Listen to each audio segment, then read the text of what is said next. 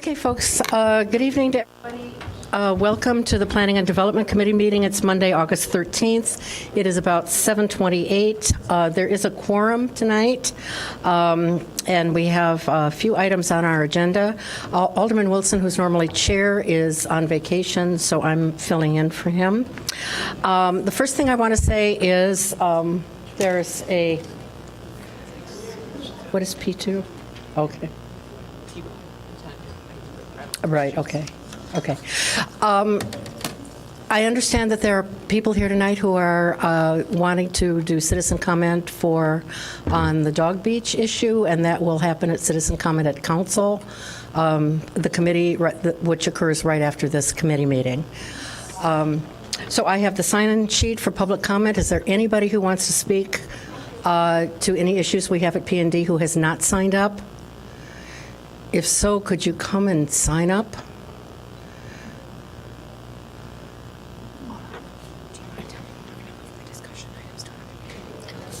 Yeah, which are the two discussion items? Okay. And for those of you who have signed up for PD1 and PD2, those are items for discussion. We're going to move those to a later council meeting when Alderman Wilson is here, so he can participate in that discussion. So tonight, we're not going to have either one of those items for discussion. PD1 and PD2. We're just not ready to do that. Yeah, we're not ready to have the discussion on public benefits or downtown zoning. Yeah. So we're going to do the four agenda items. So the first thing on our agenda is approval of regular meeting minutes of July 23rd. I understand there's someone who wants to speak to possibly corrections of those. Yes. Could you come up and give us your name? Hi, my name's Jim Janicek. I'm at 1500 Main Street in Evanston, 9th Ward. I just have a few corrections I wanted to put into the record from the last P&D and City Council meeting where the vacation rental things were discussed. I was at home watching on the TV, which is what we always usually do, because we can yell at the TV and have a drink. But thank you for that. But nobody can hear us. So a couple of things I wanted to mention and clarify from my perspective as a licensed vacation rental owner. A question was asked in both committee meetings was if the vacation rentals go through property inspection process. Somehow off camera, somebody with an authoritative voice said no. And this prompted a debate for quite some time as to whether it was necessary or not. You should know that all licensed vacation rental are currently inspected by property inspectors from the health department. That's the first thing that happens after you apply. And it's on their page, it's on the website. I'd hold up the sheet, but it's in my bag. Another thing is somebody, I forget who, asked how long the licensing process takes. And it was said maybe 3 or 4 months, and they said it seemed kind of long. And I can tell you from my personal opinion, personal experience, that it does take over 3 months at times. For us, we applied on January 9th, and we didn't come before P&D until April 23rd, which is 15 weeks. And the biggest holdup there was property inspector, scheduling a property inspector. And it wasn't that we weren't available, it's that a property inspector was not available. And it's my understanding that right now the health department is short by 1 property inspector. There's supposed to be 4, according to the last Rent Evanston meeting I went to, and I got a map that shows the quadrants. There's only 3, and the whole northeast side of Evanston has no property inspector for the health department unless something's changed. So that puts, they got to pick up the slack. What else? I'm going to burn through this quick because otherwise I'll be here all night. It's also a small tape. You've got about one more minute remaining. Also, in terms of IDing the properties that are unlicensed, there are, by my count, 190 plus properties that are being used as vacation rentals in Evanston, and to date we only have about 12 that are licensed. Trying to identify those is a very difficult and laborious process. Alderman Wilson said that he thought Airbnb should be responsible for identifying those or notifying people. I agree with him 100%, but Airbnb does not, and they will not do it unless they're served with a subpoena on a specific case-by-case basis. So you're left with, Joanna Leonard's left with like trying to play detective, trying to figure out how to all these people, who they are.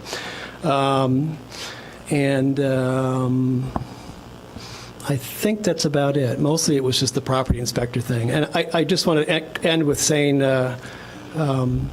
back in January, Airbnb estimated the city would receive $80,000 to $90,000 in taxes for the year, based on their records. And at the last council meeting, I believe the budget director, finance director stated that we'd currently received about $200,000 already.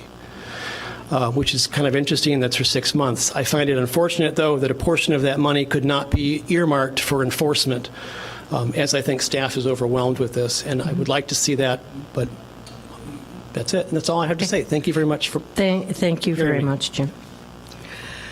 Okay, so is there a motion to approve the regular meeting minutes of July 23rd? Move approval. Is there a second?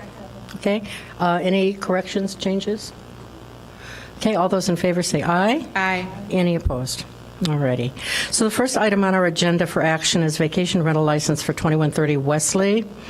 The vacation rental meets all of the standards and procedures for the license approval. It's on for action. Is there a motion? Move approval. Okay, any discussion? Alderman Rainey? The owners are here, Okay. and could I just say that they're very special? All of our owners are very special. These but are extra These are special. extra special owners. Okay. Because this is the son of former Alderman Gene Feldman, Oh, 9th Ward Alderman. yes. and Thank his you. wife. You guys are all very special Thank you. for enduring my father I don't for know many what the years. house is like, but he's very... And if I could ask a question, is this an owner-occupied vacation rental? Okay, Yes, it is. terrific. Okay, is there a motion to approve? Move approval. Second. All those in favor, say aye. Aye. Any opposed? Thank you. Appreciate it. Thank you. Okay, so P2 is tenant-based rental assistance renewal funding. The Housing and Homelessness Commission and staff recommend approval of a funding renewal of $300,000 in home funds to continue the current tenant-based rental assistance program administered by Connections for the Homeless. The fund will provide stable housing for 2 years up to 10 to up to 10 at-risk Evanston families with children under the age of 18 in Evanston that are underemployed, and break the cycle of poverty and instability by developing the capacity to earn a living wage to support their families and afford market-rate rental housing. The increase in funding from $250,000 to $300,000 is due to the increasing cost to rent in Evanston. Funding is from the Home Investment Partnerships Program. Currently, the city has a total of $474,275.33 in available uncommitted home funds. This is on for action. Is there a motion? Move approval. Is there a second? Okay, we have people signed up to speak, a number of people signed up to speak. 1, 2, 3, 4, 5, 6, 7, 8, 9, 10 folks signed up to speak. You'll have 2 minutes apiece, please. The first 3 people are Alvin Payton, Renee Payton, and Kimon Kendricks, and then Tina Payton. So if you could come and line up for us.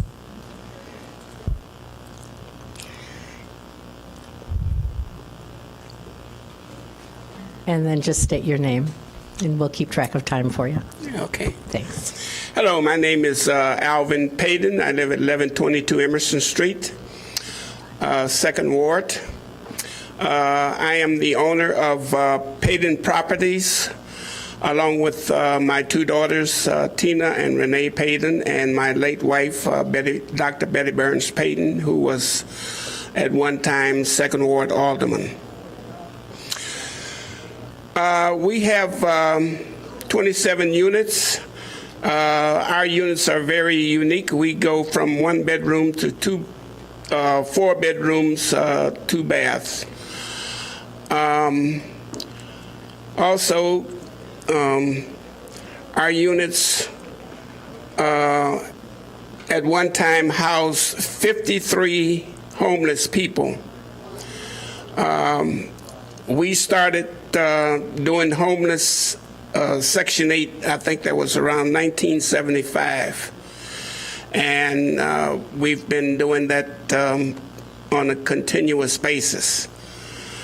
Also, we have unique units for Northwestern or students, out-of-town students. And they're unique in the fact that they're furnished. 2 of the units are furnished all the way down to their toothbrush and toothpaste. So we're very proud of our units, and we have monthly extermination, and we also like to, well, our units are actually below the going rate. Now we have the 4-bedroom, 2-bath, which at a going rate would be around $5,000. We're less than 3. So we're very unique, and we don't ask for too much. Mr. Payton, your time's up. Okay, thank you. Thank you very much. Renee Payton?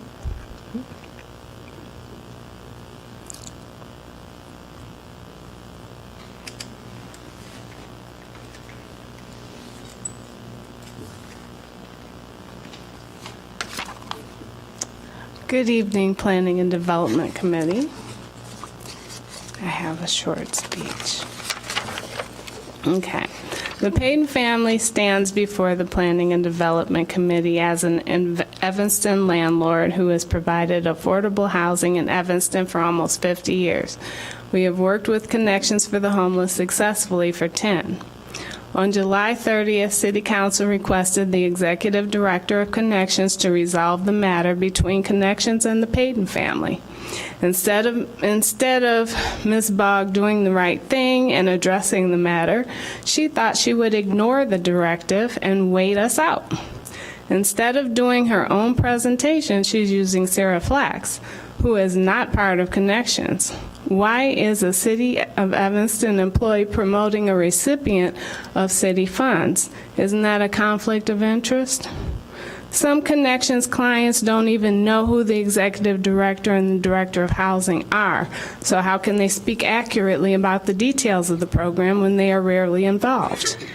One of their success stories spoke before City Council a few months ago and confessed that she graduated the TEPR program and she became homeless again. Connections hired her. Is that how they boost their graduation success statistics? There have been 2 recent homeless families, one a Connections graduate and the other still on the Connections program. Landlords are not taking the program, and Connections management is demolishing its reputation. If Connections management was properly handling its business, the matter with the Payton family would have been addressed. Instead, Connections management is hiding behind others and playing games using distraction, a Donald Trump move, to divert your attention to the shiny object. They hope we will go away so they can be rewarded and continue their mismanagement. What other important matters are they are not addressing? We are not going away, and we will go to the next step if this matter is not addressed. Thank you very much. Kimon Kendricks, and then Tina Payton, and Vince Hennigan. Okay, so I'm here kind of in the middle. I am on the Connections program. I really can't speak on behalf of what's owed, what's not owed. I can just tell you about me. So I lost my job about a year ago. Connections was pretty much there for me in my time of need because I could not pay my rent. I had 2 children. Connections basically found an apartment for me. Like literally, I really did not know what I would do in that moment without them being there. Payton Properties, on top of that, I moved into one of their apartments. The prior situation that I was in, my credit score and history didn't look so good, so other landlords did not want to accept the program. Thank God for Paid-In Properties that they, let me in, and all that is, went well. But I just, kind of want to be in the middle to somehow, hopefully, speak to you guys, you aldermen, and somehow, make these two, work it out somehow. So I don't know if it means like you guys paying Paid-In Properties or, whatever that debt is, but Connections and Paid-In Properties are very, very, very important to the Evanston community, very important to low-income families, very important to me, very important to my children who are starting school at the end of August. So both of these entities, both of these programs, I hope they can work things out. That's why I'm here in the middle. So, and hopefully you guys can, assist in helping them with that. Okay, thank you very You're much. very welcome. Tina Payton, Vince Hennigan, Doreen Price, could you all come and line up so we can move along fairly quickly? And then Bessie Simmons. Hi, good evening. Tina Payton, 1122 Emerson Street. As you know, Payton Properties, and we're here again. As you know, you received emails, and I tried to reach out to Connections for the Homeless.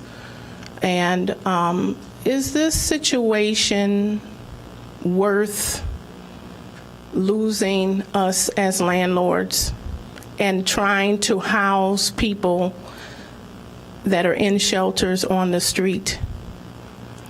I don't understand why they were offered the money a month and a half ago, and now they withdrew the money. Camone is our last tenant for the Connections of the Homeless program.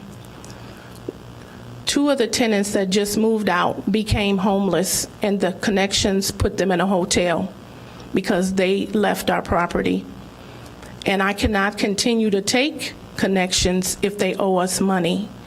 And Camone is our last person, and she's asking you, and we're asking you to resolve this matter and have Connections pay their debt, and then we can all be happy campers. I'm willing to accept more Connection families on the program. One last comment before you give me the buzzer. You all make affordable housing plans. The most important thing that you forget is the landlord. If you have $10 million for the Affordable Housing Fund, if you don't have a landlord to house the families, then it's null and void. Thank you. Thank you very much.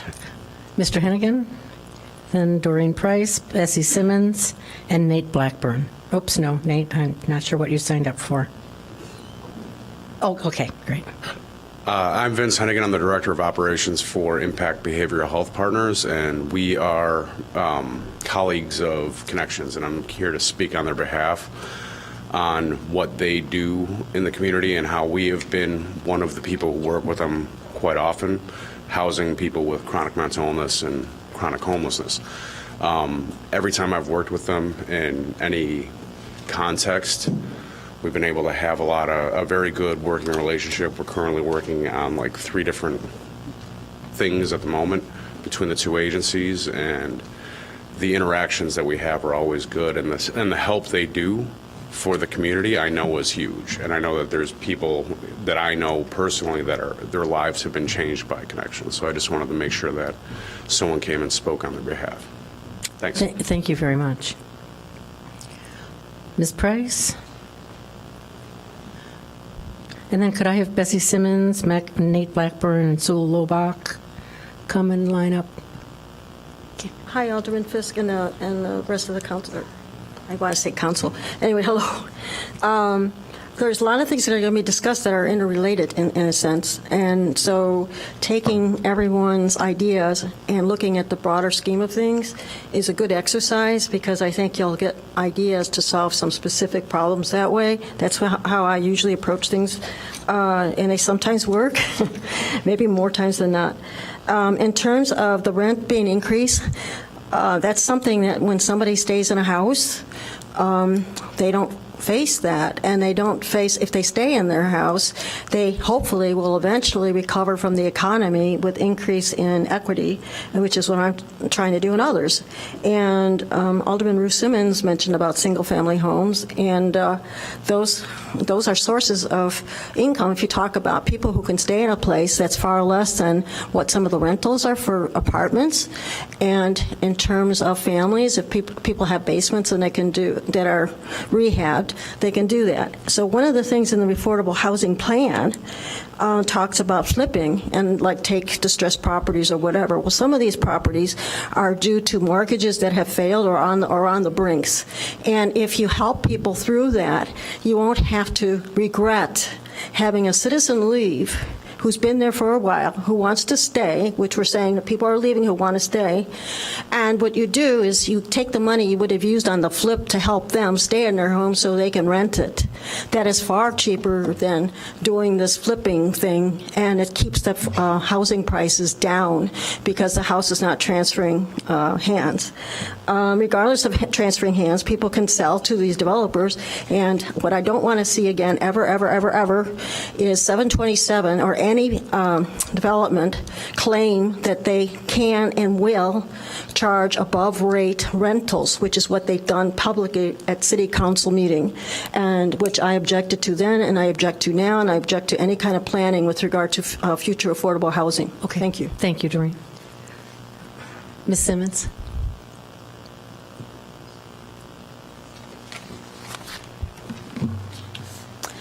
Good evening. My name is Bessie Simmons.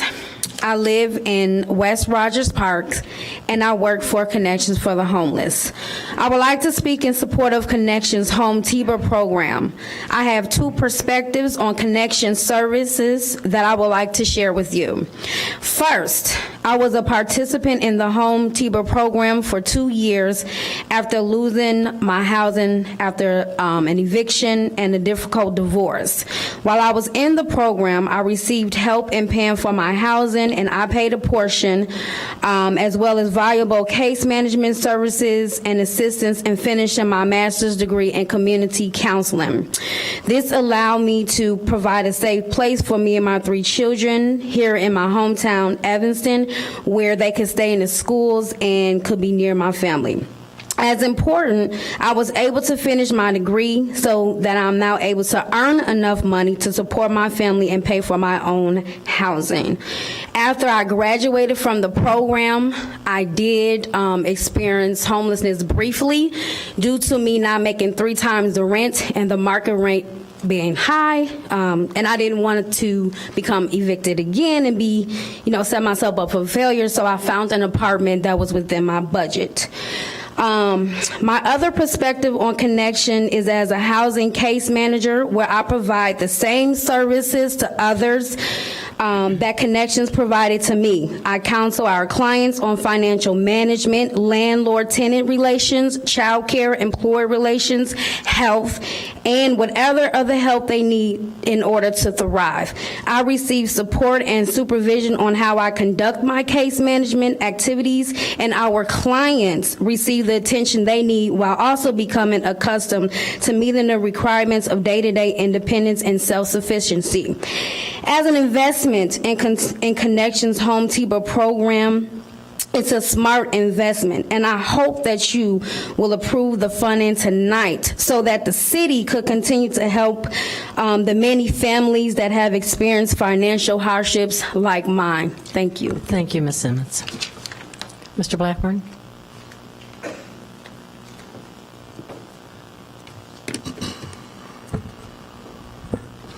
Good evening, Council. I want to first say thank you to the Patton family, and I hope Ms. Hendricks gets a chance to figure the situation out. Thank you very much. Nate Blackburn, a board member for Connections of the Homeless, a board member for 3 years. And I want to say really quickly, my passion lies in helping people. I'm an individual who actually was touched by homelessness years ago as a young man, in college, homeless on the train. Okay? Many people don't understand what it means to be homeless, and they think that it's something that's far away, far-reaching. But unfortunately, as we've heard tonight, it can happen to anyone. So I joined Connections for the Homeless 3 years ago, and I will speak on behalf of Betty and the whole team on what they're doing and trying to do. There are a lot of organizations out there that I've experienced personally that are not real. I don't know all the history from the past. All I can know is about what's happening right now. And since I've been around, the organization has been about helping individuals, whether that's the 67 beds that are directly attached to this funding, or the thousands of individuals who have been helped and who will continue to be helped. I want to say to you tonight, please vote for the funding and for the financial viability of the organization. Thank you. Sue Lobach, then Al Hirsch, Baxter Swilly, Jeff Smith, and Betty. Oops, those are different things. So Jeff and Betty, not yet. Good evening. My name is Sue Lolbach. I work at Connections for the Homeless and with Joining Forces for Affordable Housing. I'd like to second the support that you've been hearing for the Home Tiber program. I have continued to be impressed with some of the creative ways that Evanston has been addressing the housing issue, and I think this Home Tiber program is one of the most impactful things that the city is doing, so I hope that you will support it. I also wanted to just let you all know how encouraged both Connections and Joining Forces have been by the progress reported on July 30th at the special council meeting on affordable housing. We're particularly excited about the action on some of the steps that we think are actually going to result in some new units, primarily the progress with the inclusionary housing ordinance and the commitment to do an affordable housing plan. I think the city is lucky to have such creative, knowledgeable, and resourceful staff working on this problem, and congratulations to the council for having the foresight and courage to commit to a planning process. Joining Forces will be watching the process of creating the steering committee and getting it started, and we stand ready to help. And in the meantime, we are trying to plant the seeds at other municipalities to do the same kind of good work. So thank you. Thank you, Sue. Al Hirsch?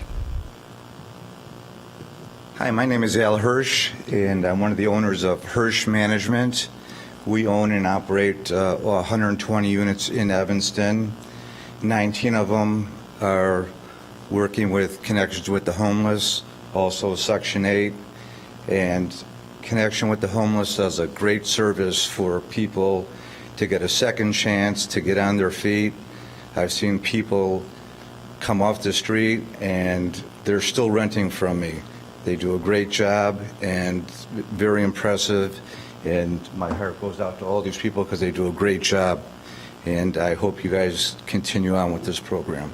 Thank you. Thank you so much. Baxter Swilly will be our last speaker. Oh, good. Hi, Baxter Swilly. I live at 764 Dodge Avenue. I'm a new resident to the city of Evanston.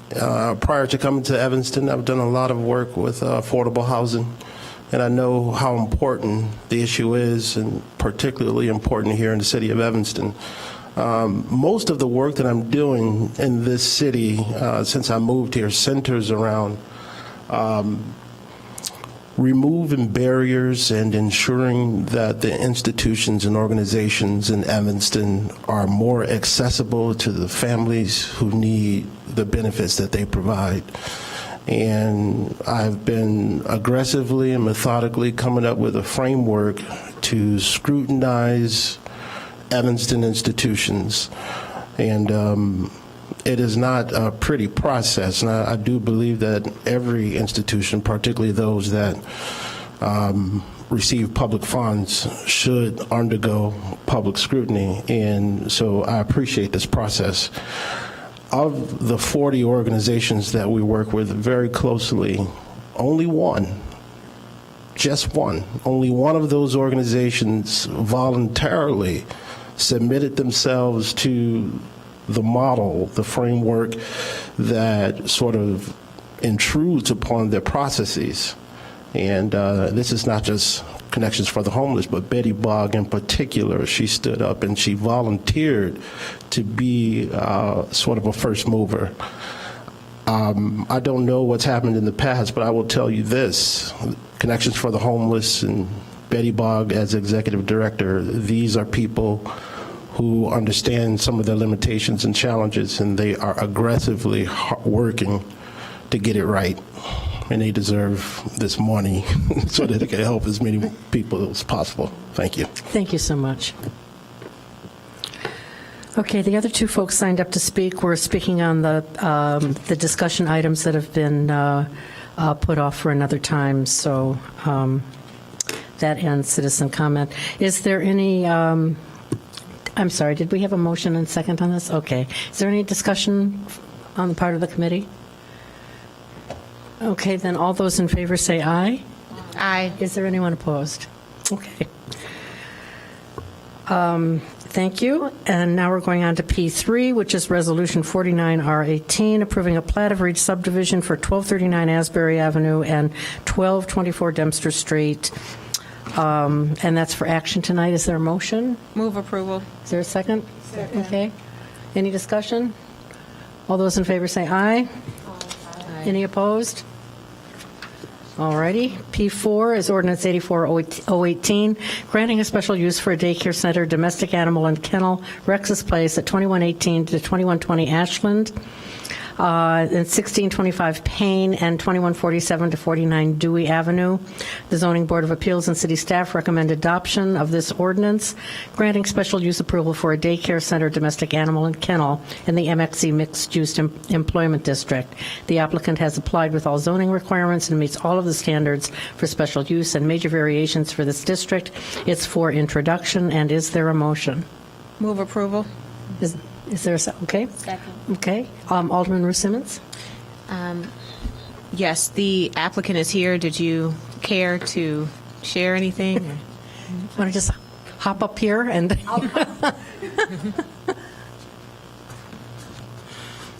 I just want to say that this is something, a couple of years ago, I worked with the city to make the regulations for a kennel, and I thought for sure somebody would do it. Up until now, this was never my intention.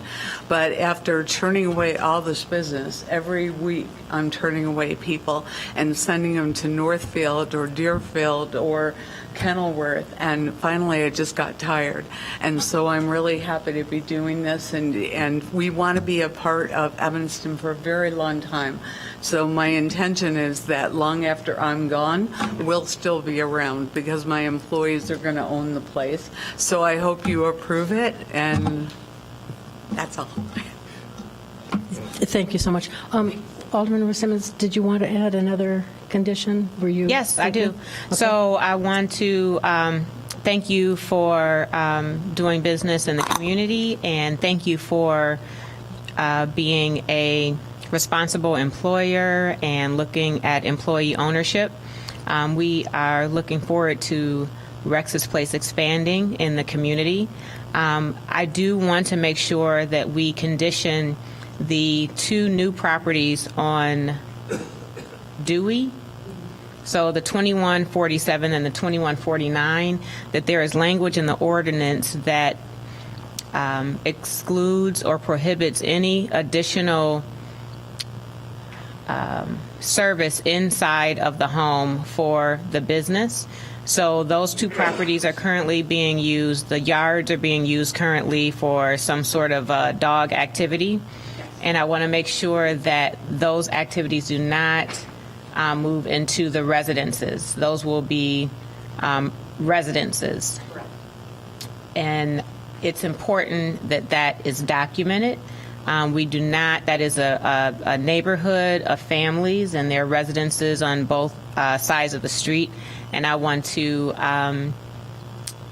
bring comfort to the neighbors over there, including myself, that they will not be full of dogs as much as I love dogs. So, so if we can include that, thank you.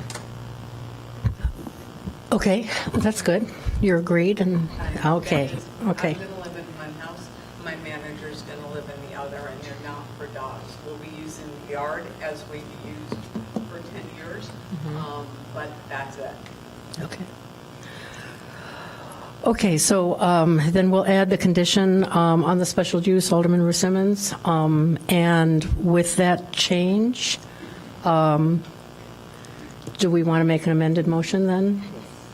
Yes, we need to. Okay. Would you like to do that? Sure.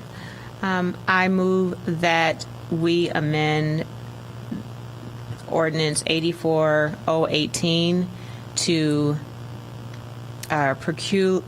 exclude the dog business inside of the residence, and that the residents remain residential property.